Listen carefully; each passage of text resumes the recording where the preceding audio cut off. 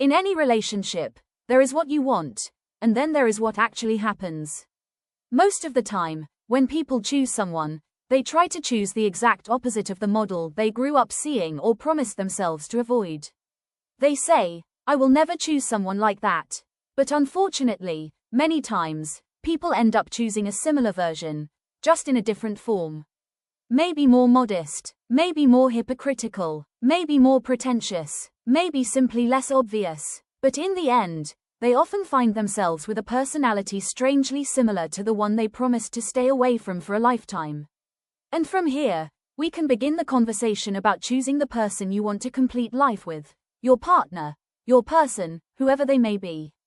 Choose wisely, because no one will carry the weight of your circumstances except you. Even if you have supportive family or amazing friends, no one will truly live through the consequences of your choices but you. Do not rush. Do not let circumstances pressure you into choosing someone simply because you feel sorry for them, sympathize with them, or want to save them. You are not living with someone to heal family wounds, prove something, or rescue a person who does not want to save themselves. If they do not want to heal, if they do not truly want to become better, then what exactly is your role? At some point, you may realize you sacrificed your energy, your emotional well-being, your peace, your mental health, and parts of yourself for someone who never truly wanted to grow, even if they claimed otherwise.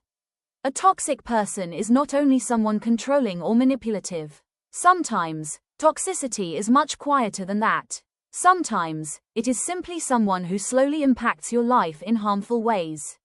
Instead of happiness, you slowly become another version of them, and sometimes, even a worse version. At best, they remain emotionally neutral toward everything, until you feel emotionally drained from everything. And sometimes, they begin to believe you stay because you cannot leave. But the truth is, you can leave. You can choose not to stay. Sometimes, people choose to remain for reasons others cannot understand. And this is not about me. This is about those currently living through this stage of life. I feel for them, I empathize with them, and I understand how difficult it is to make decisions like these. Please do not judge someone living through circumstances you do not understand.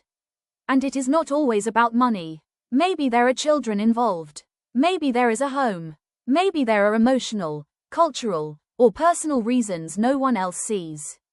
Yes, people have the right to leave harmful relationships that feel almost soul-destroying.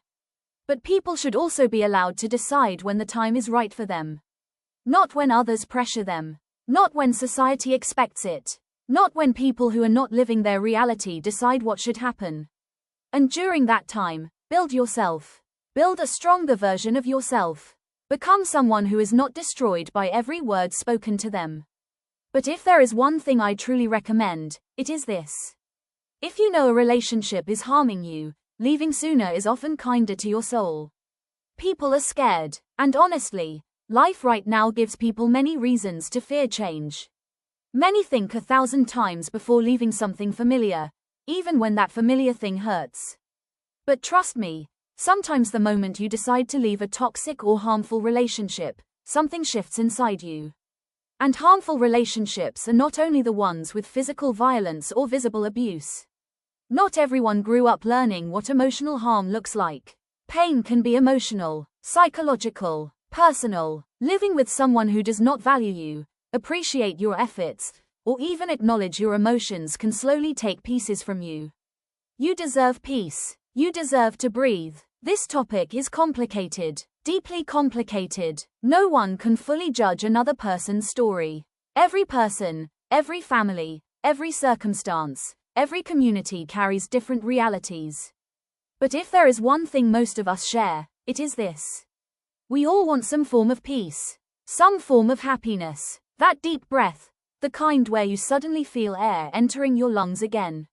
And for the first time in a long time, you realize you are finally breathing.